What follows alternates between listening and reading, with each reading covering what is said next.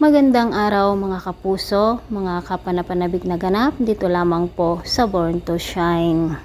Hindi pa rin tumitigil si Megan dito sa panggugulo sa Yumi mga kapuso, lalo na nang malaman niya na nabuwag na nga ang Yumi sa industriya. Pinuntahan nga niya ang tatlo at sinabi nga niya na kawawa naman sila. Ngayon wala na silang pakialam o wala na siyang pakialam sa kanila dahil nga magso-solo artist na lang daw siya. Sinabi nga ng tatlo na ang ipinagmamalaki na niyang ina ay sinusuka na ngayon ng industriya. Hindi rin nakapagsalita si Megan dahil nga totoo naman ang sinabi nila dahil sa pakikipagrelasyon ni Dara dito kay Freddy Grande. Samantala mga kapuso, tuwang-tuwa nga si Vanna, lalo na si Janet ang kanyang pamilya dahil nga number 1 na si Jenny dito sa top list ng mga P-pop artists. Naghanda nga si Amelia ng magarbong handaan para kay Jenny at inggit na naman itong si Megan. Sinabi nga ng kaibigan ni Megan na huwag niyang hayaan na makuha lahat ni Jenny, ang dapat ay para sa kanya, lalo na ang atensyon nitong si Amelia.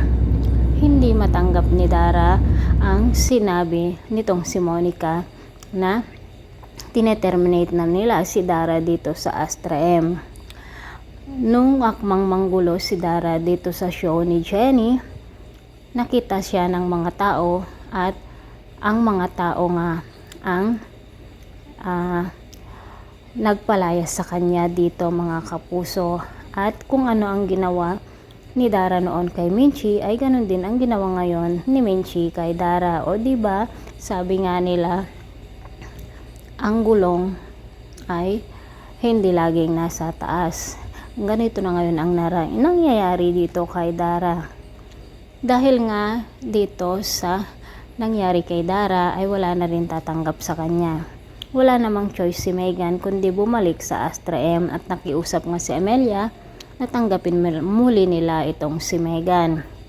Dahil nga malaking utang na loob ni Monica dito kay Amelia, tinanggap nga nila itong si Megan at sinabi nga ni Nate na kung ano ang isinuka niya noon ay kakainin o didilaan din niya ngayon. Habang nagpe-perform itong si Megan bilang solo artist, wala namang nakikinig sa kanya dahil hindi naman magaling, hindi naman maganda ang kanyang boses. Bagkus, sinabi ng isang press conference na baka hindi si Dio Halari ang kanyang ama, bagkus ay si Freddy Grande. Natulala nga si Megan at sinabi niya na hindi iyon totoo. Pati rin si Jenny ay nagulat dito sa sinabi ng mga tinanong ng press conference. Samantala mga kapuso, hindi pa rin tumitigil si Dara na gustong makausap itong si Freddy.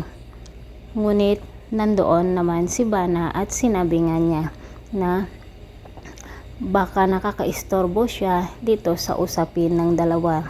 Ano kaya ang gagawin ni Vanna mga kapuso kapag malaman niya na si Megan ay anak nitong si Freddy na kanyang asawa? Siguradong mas lalong lalaki, abot langit na nga ang galit ni Vanna dito kay Dara, at lalo kapag malaman nila ang katotohanan, mas lalo itong magagalit. Pati na rin si Amelia, siguradong mawawala na talaga ang lahat kay Megan. Thanks for watching mga kapuso. God bless. Bye bye.